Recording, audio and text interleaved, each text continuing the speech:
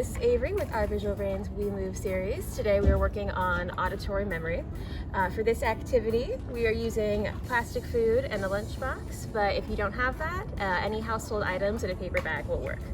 So what I'm going to do is I'm going to ask our player to remember 4 items, and you can put it in a distractor like spinning around and see if he remembers how to put them in the lunchbox.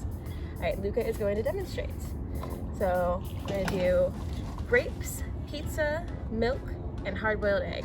And Luca, will you spin around once for me? All right.